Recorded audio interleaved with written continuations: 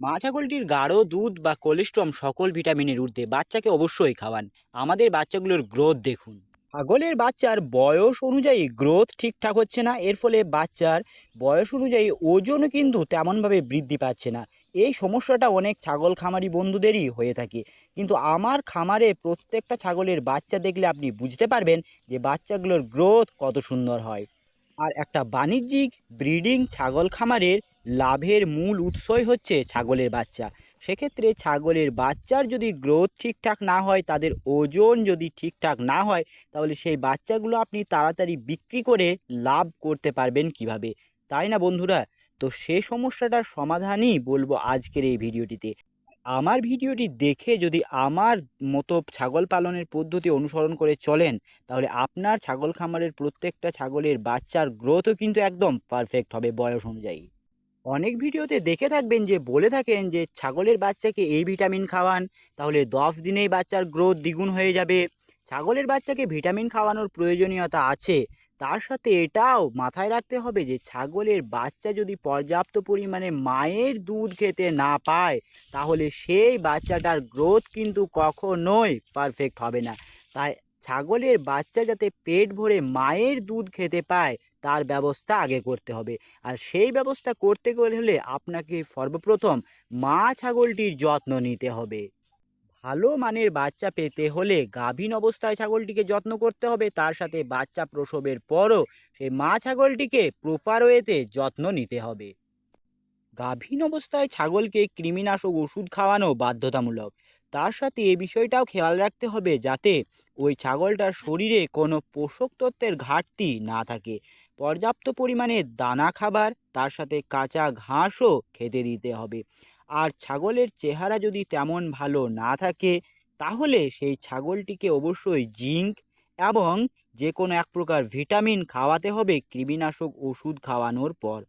ছাগলের খিদে যাতে ঠিকঠাক থাকে এবং মুখের রুচি যাতে ঠিকঠাক থাকে, তার জন্য লিভার টনিক ছাগলকে খাওয়াতে হবে। এছাড়াও গাভীন অবস্থায় ছাগলকে বেশি করে অল্প যত্ন নিতে হবে।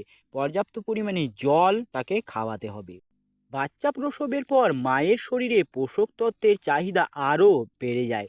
তাই পোষক তত্ত্বের চাহিদা মেটানোর জন্য আপনাকে গাভীন অবস্থার থেকে অল্প বেশি করে দানা খাবার দিতে হবে। তার সাথে কাঁচা খাবারও কিন্তু আপনাকে পর্যাপ্ত পরিমাণে দিতে হবে।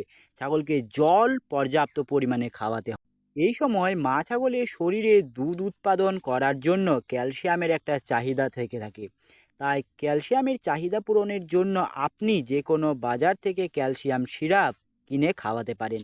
তাছাড়াও বিভিন্ন ধরনের ন্যাচারাল পদ্ধতিতে ক্যালসিয়ামের অভাব পূরণ করা যেতে পারে, সে সম্বন্ধে আমার চ্যানেলে বিস্তারিত ভিডিও রয়েছে, আপনি দেখতে পারেন।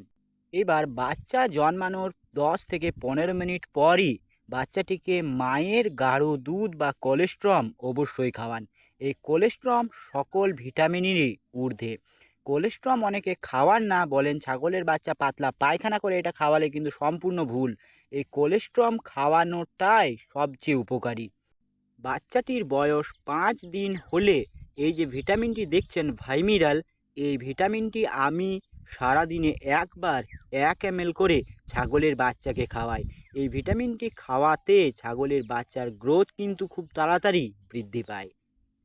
তার সাথে বাচ্চাটিকে মায়ের পর্যাপ্ত পরিমাণে দুধ খেতে দেবেন। প্রথম প্রথম বাচ্চাটি যদি নিজে থেকে দুধ খেতে না পারে, তাই মায়ের দুধ তাকে ধরিয়ে দেবেন যাতে পর্যাপ্ত পরিমাণে মায়ের দুধ বাচ্চাটি খেতে পায়। অনেক ছাগলের 3টে বাচ্চা হলে 3টে বাচ্চাকে বড় করতে পারে না, যে কোনো একটা বাচ্চা মারা যায়। কিন্তু আমার তো এই ছাগলের 3টে করে বাচ্চা হলেও 3টে বাচ্চাই বড় হয়ে যায়। যদি ছাগলের পর্যাপ্ত পরিমাণে দুধ না থাকে 3টে বাচ্চা হলে, সেক্ষেত্রে যে কোনো ছাগলের দুধ অথবা গাই দুধ খাওয়াতে পারেন, অথবা পাউডার দুধও জলে গুলে খাওয়াতে পারেন। ভাতের মাড় বা মুড়ি ঝোল করে দিয়ে সেই ঝোল কখনোই খাওয়াবেন না। এতে বাচ্চার পাতলা পায়খানা হবে, তার ফলে বাচ্চাটার গ্রোথ কিন্তু দিনের দিন কমে যাবে। বাচ্চাটির বয়স 22-23 দিন হয়ে গেলে সেই বাচ্চাটিকে অল্প করে চকর অর্থাৎ মিশ্রণ দানা খাবারটা সেটা অল্প করে দেবেন। তাতে সে অল্প করে করে খেয়ে খেয়ে সে অভ্যেস হবে। এর ফলে যখন তার মায়ের দুধ ছেড়ে যাবে, তখন কিন্তু বাচ্চাটার গ্রোথ কিন্তু আর কমবে না, বরং বাচ্চাটার গ্রোথ ঠিকঠাকই থাকবে। তার কারণ মায়ের দুধ ছেড়ে দেওয়ার পর বাচ্চার গ্রোথ একটু কমে যায়, কিন্তু তখন যদি চকো খাওয়ানো অভ্যাসটা থেকে যায় তাহলে সেই বাচ্চাটার গ্রোথ কিন্তু কমবে না। আজকের ভিডিওটি কেমন লাগলো তা অবশ্যই কমেন্ট বক্সে কমেন্ট করে জানাবেন। তার সাথে ছাগল পালন সম্বন্ধীয় যদি আপনার কিছু জানার থাকে সেটাও কমেন্ট বক্সে কমেন্ট করে জানাতে ভুলবেন না। ভালো থাকবেন, ধন্যবাদ, জয় কৃষ্ণ।